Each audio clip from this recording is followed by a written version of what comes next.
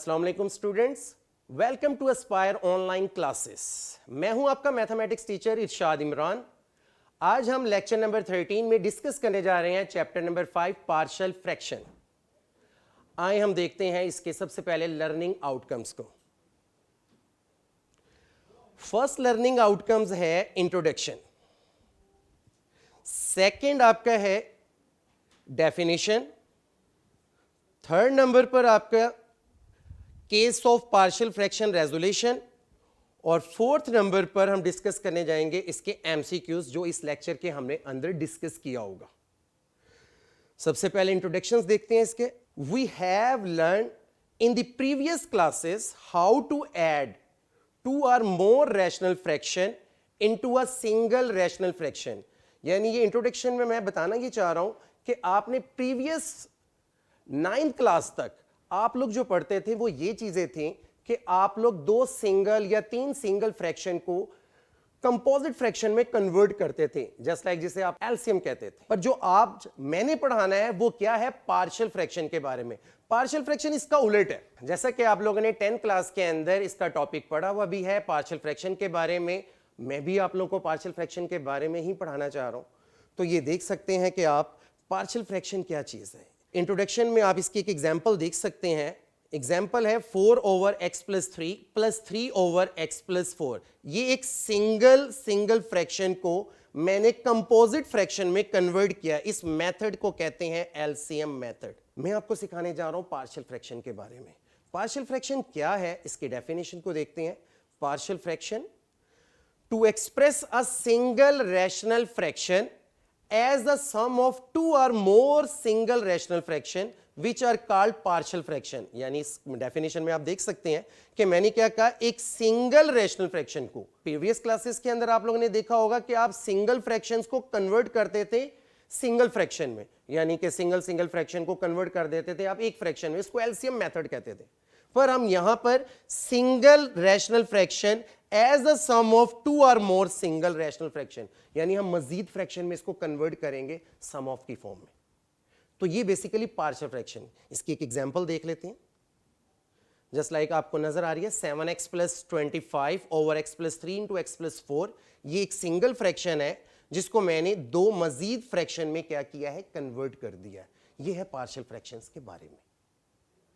Next हम चलते हैं प्रोसेस ऑफ पार्शियल फ्रैक्शन। ये मैंने एक्सप्लेन किया है आपके प्रीवियस क्लासेस के बारे में, और जो मैं पढ़ा रहा हूं पार्शियल फ्रैक्शन, इनको आपस में सम अप किया।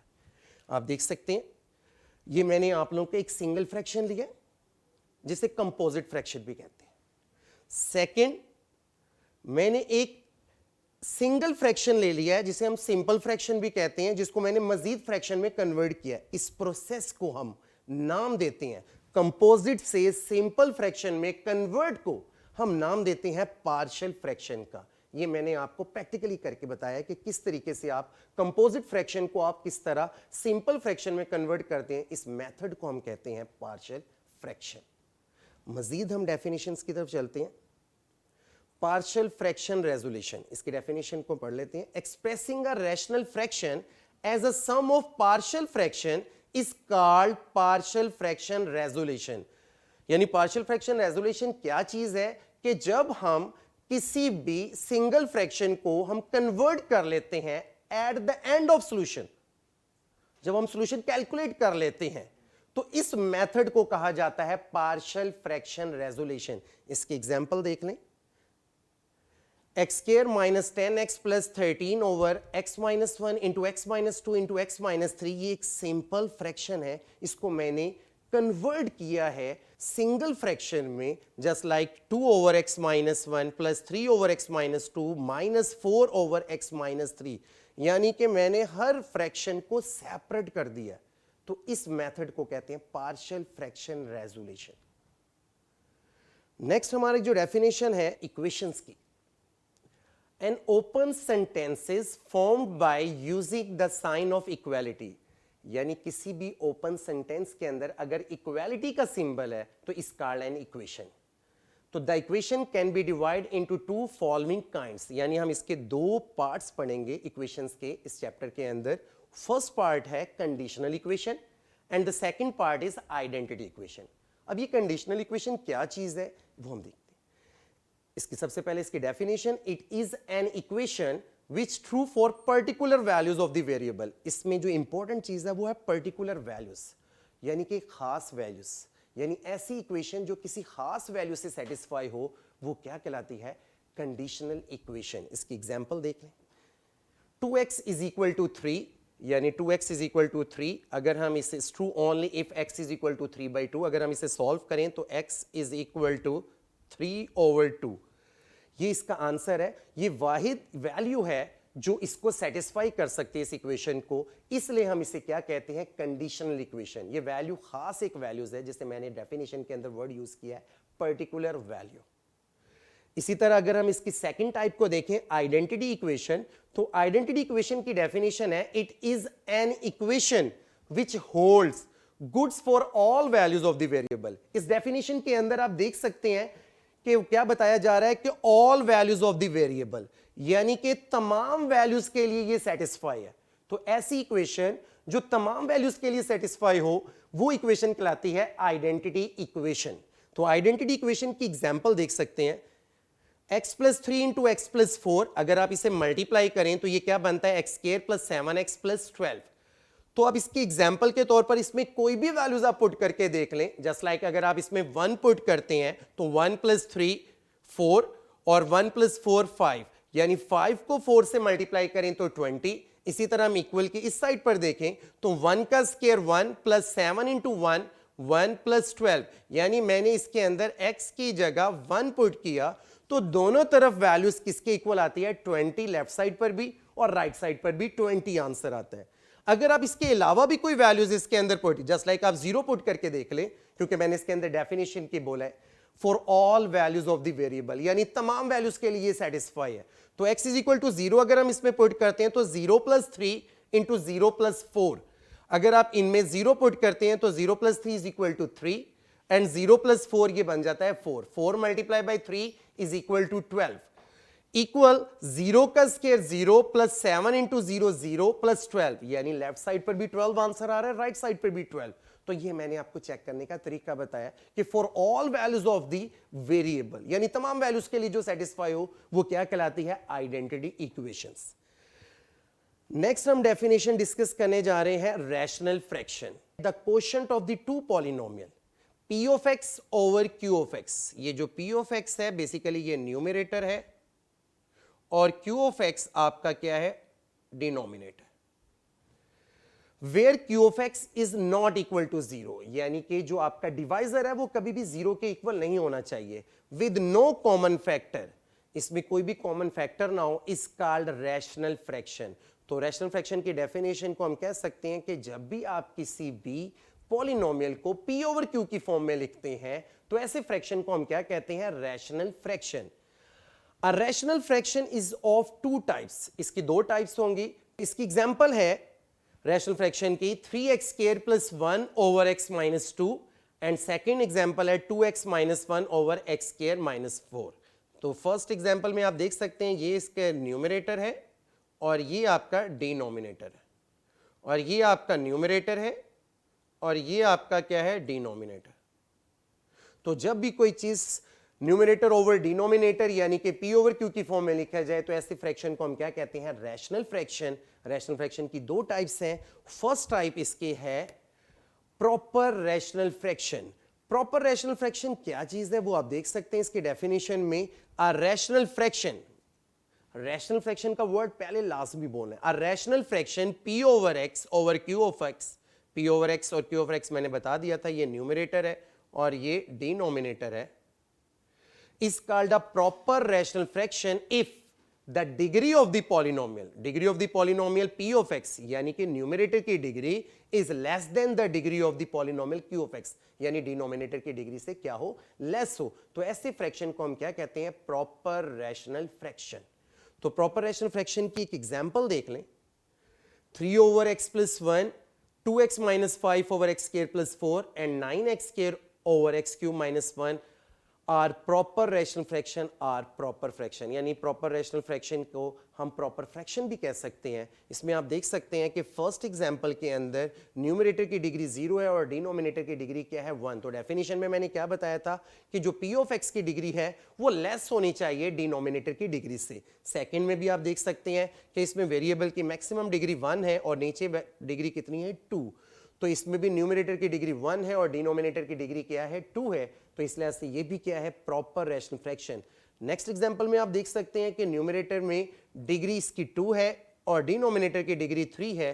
तो इस लिहाज से भी ये डेफिनेशन को फुलफिल करता है कि क्योंकि न्यूमरेटर की डिग्री 2 है और डिनोमिनेटर की डिग्री 3 है, इस लिहाज से हम इसे कहेंगे proper rational fraction. Second number पर जो है improper rational fraction. Improper rational fraction क्या है, इसकी डेफिनेशन पढ़ लेते हैं। A rational fraction p of x over q of x is called an improper rational fraction if the degree of the polynomial is greater than or equal to the degree of the polynomial q of x। यानी p of x की जो degree है वो हमेशा बराबर हो या ज्यादा हो किसके डिग्री से, q of x की। q of x यानी डिनोमिनेटर और p of x यानी कि न्यूमरेटर, यानी न्यूमरेटर की डिग्री हमेशा ज्यादा होगी या नीचे वाले के बराबर होगी। तो ऐसे फ्रैक्शन को हम क्या कहते हैं, इम्प्रॉपर रैशनल फ्रैक्शन। इसकी एग्जांपल देख लें।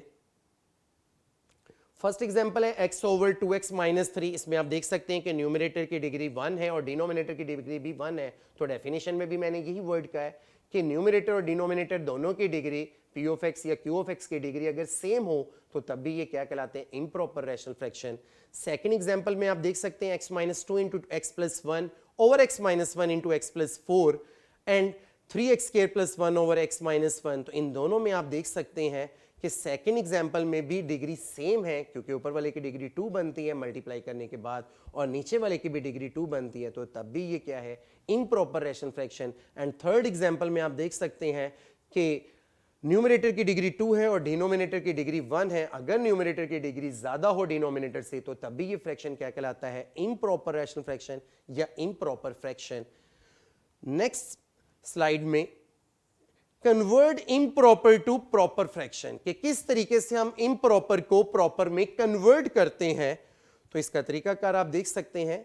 Any improper rational fraction can be reduce, यानी जितने भी इम्प्रॉपर रैशनल फ्रैक्शन है उनको हम रिड्यूस करेंगे by division a mixed form, division method से, consisting of the sum of polynomial and proper rational fraction, consisting of the sum of a polynomial and proper rational fraction। यानी कि हम इसको division method से किसी भी improper को proper में कन्वर्ट करेंगे। एग्जाम्पल है 3x square plus 1 over x minus 2 is an improper rational fraction. ये एक इम्प्रॉपर रैशनल फ्रैक्शन है। By long division we obtain 3x square plus 1 over x minus 1 is equal to 3x plus 6 plus 13 over x minus 2। ये किस तरीके से आया, इसका working rule हम देख लेते हैं। ये डिवीजन मेथड, यहां पर आप देख सकते हैं कि ये आपका p ऑफ x जिसे हम न्यूमरेटर कहेंगे और ये आपका q ऑफ x जिसको आप डिनोमिनेटर कहते हैं। इसमें आप देख सकते हैं कि न्यूमरेटर की डिग्री ज्यादा है डिनोमिनेटर से, इसलिए ये इम्प्रॉपर रैशनल फ्रैक्शन है। इसको हम कन्वर्ट करेंगे डिवीजन मेथड से प्रॉपर रैशनल फ्रैक्शन में। तो इसके वर्किंग रूल में देख लें, आप न्यूमरेटर को डिवाइड करेंगे किससे, डिनोमिनेटर से। तो x को मैंने 3x से मल्टीप्लाई किया तो ये क्या आ गया 3x स्क्वायर, और जब मैं -2 को 3x से मल्टीप्लाई करूं तो ये आ जाएगा माइनस का 6x। आप देख सकते हैं ये 3x स्क्वायर प्लस का है, ये भी प्लस का 3x स्क्वायर है, तो ये प्लस और ये चेंज हो जाता है माइनस का। ये 3x square minus 3x square से कैंसिल। नेक्स्ट आप देख सकते हैं कि अब ये कैंसिल नहीं हो सकता, ये प्लस का 6x है और ये प्लस का 1, ये एज इट इज आ गया। नेक्स्ट आप देख सकते हैं मैंने x को 6 से मल्टीप्लाई किया है और x को जब आप 6 से मल्टीप्लाई करें तो आ जाता है 6x, और -2 को 6 से मल्टीप्लाई करें तो माइनस का 12। आप देख सकते हैं ये प्लस का 6x है और ये माइनस का 6x, 6x और माइनस 6x कैंसिल। आप प्लस का 1 और प्लस का 12 इज इक्वल टू 13। तो आप देख सकते हैं कि इसमें ये आप लोगों का क्या है, क्वोशंट और ये आप लोगों का क्या कहलाता है, रिमाइंडर, और ये आप लोगों का क्या कहलाता है, डिवाइजर, जिससे आप डिवाइड कर रहे हैं। वो क्वोशंट है, ये रिमाइंडर है और ये डिवाइजर। आपने तब तक इसको डिवाइड करना है जब तक इसकी डिग्री रिड्यूस ना हो जाए। तो आप देख सकते हैं किसी भी इम्प्रॉपर को प्रॉपर में लिखने का एक मेथड होता है, वो मेथड क्या कहलाता है, quotient plus remainder over divisor. तो आप देख सकते हैं मैंने किसी इम्प्रॉपर रैशनल फ्रैक्शन को प्रॉपर रैशनल फ्रैक्शन में किस तरह कन्वर्ट किया है कि इसमें आप सबसे पहले क्वोशंट को लिखा है 3x + 6, फिर मैंने लिखा है रिमाइंडर, और फिर मैंने क्या लिखा है आपका डिवाइजर। यह है क्वोशंट, ये रिमाइंडर और ये डिवाइजर। तो ये एक मेथड है किसी भी इम्प्रॉपर को प्रॉपर में कन्वर्ट करने का। आप जितने भी क्वेश्चन एक्सरसाइज के करेंगे, सबसे पहले आप लोगों ने इम्प्रॉपर के क्वेश्चंस को आपने पहले प्रॉपर में कन्वर्ट करना है, क्योंकि प्रॉपर में कन्वर्ट करने के बाद ही आप इस क्वेश्चंस को आगे सॉल्व कर सकते हैं। नेक्स्ट स्लाइड्स की तरफ हम चलते हैं। Cases of partial fraction resolution. इसका first case, resolution of p of x over q of x into partial fraction when q of x has only non-repeated linear factor। यानी केसेस ऑफ पार्शियल फ्रैक्शन में इसके 4 cases हैं। जब सबसे पहले हम first case को डिस्कस करेंगे। इस फर्स्ट केस के अंदर क्या है कि किसी भी पार्शियल फ्रैक्शंस के अंदर अगर आप देख लें रैशनल फ्रैक्शन में q ऑफ x अगर नॉन रिपीटेड है, नॉन रिपीटेड का मतलब क्या है कि उसके अंदर जो फैक्टर्स हैं वो क्या रिपीट तो नहीं हो रहे, जस्ट लाइक वो फैक्टर इस टाइप के होने चाहिए, x - 2 एंड x + 2। फैक्टर आपके रिपीट नहीं होने चाहिए। तो ये आपका फर्स्ट केस है जो हम लोगों ने एक्सरसाइज 5.1 में डिस्कस करना है। सेकंड केस पर आ जाए, resolution of p of x over q of x into partial fraction when q of x has a repeated linear factor। Second case के अंदर आप देख सकते हैं कि इसमें हमने 5.2 के अंदर आपने डिस्कस करना है कि तमाम के तमाम जो डिवाइजर होंगे यानी q of x होंगे जो रैशनल फ्रैक्शन के अंदर वो रिपीट हो रहेंगे। रिपीट किस तरीके से, x - 2 का होल स्क्वायर, और साथ कोई फैक्टर आ भी सकता है x + 3। तो इस तरह जिस तरह x - 2 का होल स्क्वायर ये रिपीट हो रहा है 2 टाइम्स, तो इसलिए हम इसे क्या कहते हैं, रिपीटेड लीनियर फैक्टर। ये सेकंड केस है जो हम एक्सरसाइज 5.2 में डिस्कस करेंगे। थर्ड केस को देख लें, resolution of p of x over q of x into partial fraction when q of x has non-repeated irreducible quadratic factor।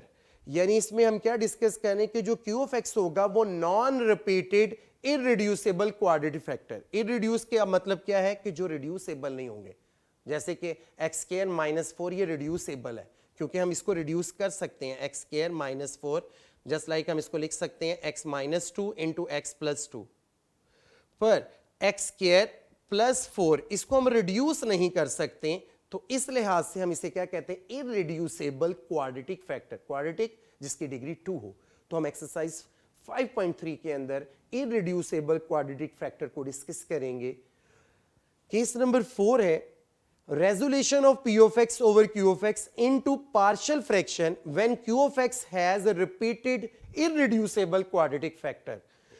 कि आप इसको कहते हैं repeat quadratic factor, just like आप देख सकते हैं रिपीटेड इररिड्यूसिबल क्वाड्रेटिक फैक्टर में कि जिसको आप लोगों ने रिपीटेड का मतलब क्या है कि जस्ट लाइक आप x² + 4 ये रिपीट तो नहीं हो रहा, ये इररिड्यूसिबल है, पर इसका होल स्क्वायर ले लें तो ये क्या बन जाता है, रिपीटेड। ये आप लोगों ने डिस्कस करना है एक्सरसाइज 5.4 के अंदर। जो इस लेक्चर्स के अंदर हमने डिस्कस किया है उसके कुछ एमसीक्यूज मैंने बनाए हैं। फर्स्ट एमसीक्यूज आप देख सकते हैं, the conditional equation x - 1 over 2 is equal to 3 over 7 holds if x is equal to, first option है 13/6, सेकेंड ऑप्शन है B 13 over 7, C option 7 over 13 और डी ऑप्शन है 6/13।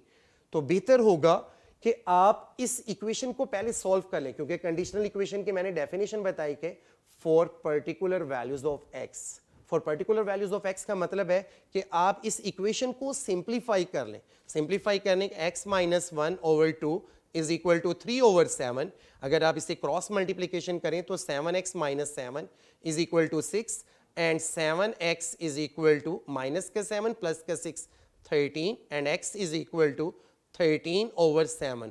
तो आप देख सकते हैं ऑप्शन ए में है 13/6, ऑप्शन बी में है 13/7, तो ऑप्शन बी इसका एक्यूरेट आंसर है। ये कंडीशनल इक्वेशंस के अंदर से मैंने एक एमसीक्यूज डिस्कस किए। सेकंड एमसीक्यूज आइडेंटिटी के अंदर से मैं डिस्कस कर रहा हूं। The identity x + 3 × x + 2 is equal to x² + 5x + 6 is true for.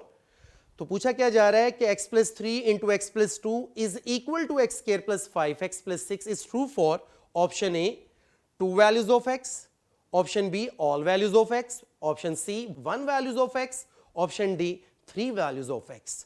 तो आप देख सकते हैं अक्सर स्टूडेंट इसमें कंफ्यूज होंगे कि इसकी डिग्री 2 है तो इसका आंसर होना चाहिए 2 वैल्यूज ऑफ x, पर 2 वैल्यूज ऑफ x इसका आंसर नहीं है। कुछ स्टूडेंट्स इसमें 1 वैल्यूज ऑफ x हो ही नहीं सकता क्योंकि इसकी डिग्री 1 नहीं है, 2 डिग्री है, तो इसलिए 1 वैल्यूज ऑफ x भी इसका आंसर नहीं है। इसकी डिग्री ही 2 है तो 3 वैल्यूज ऑफ x भी नहीं। पर हमने डेफिनेशन पढ़ी थी आइडेंटिटीज की for all values of x, तो इसका एक्यूरेट आंसर है all values of x, option B इसका एक्यूरेट आंसर है। Third MCQs x - 1 × x - 2 is equal to x² - 3x + 2 is an identity, equation, conditional equation and fourth number पर है quadratic equation. तो आप देख सकते हैं कि ये जो एमसीक्यूज है इसमें पूछा जा रहा है कि ये आइडेंटिटी है, इक्वेशन है, कंडीशनल इक्वेशन है या क्वाड्रेटिक इक्वेशन है। इक्वेशंस तो है पर ये कौन सी इक्वेशन है? हमने दो टाइप्स इक्वेशंस की पढ़ी थी। फर्स्ट टाइप है conditional equation and second type है आइडेंटिटी इक्वेशन। जो कंडीशनल इक्वेशन है वो पर्टिकुलर वैल्यूज ऑफ x के लिए है और जो आइडेंटिटी इक्वेशन है वो for all values of x है। आप देख सकते हैं ये दोनों इक्वेशन बैलेंस है। आप इसे सिंप्लीफाई करें तो वो ये इक्वेशन है, ये तमाम वैल्यूज के लिए सेटिस्फाई है, तो इसलिए इसे हम कह सकते हैं ये कौन सी इक्वेशन है? आइडेंटिटी इक्वेशन है। तो ऑप्शन ए इसका एक्यूरेट आंसर है। And the fourth MCQs types of rational fraction. आप देख सकते हैं ऑप्शन ए में 3, ऑप्शन बी में 2, ऑप्शन सी में 1 एंड ऑप्शन डी में 4। तो टाइप्स ऑफ रैशनल फ्रैक्शन आप जानते हैं इसकी दो टाइप्स हैं, एक प्रॉपर रैशनल फ्रैक्शन और सेकंड पे है इम्प्रॉपर रैशनल फ्रैक्शन। तो ऑप्शन बी इसका एक्यूरेट आंसर है। ओके स्टूडेंट्स, आज का ये हमारा लेक्चर इख्तिताम पज़ीर। अल्लाह हाफिज़।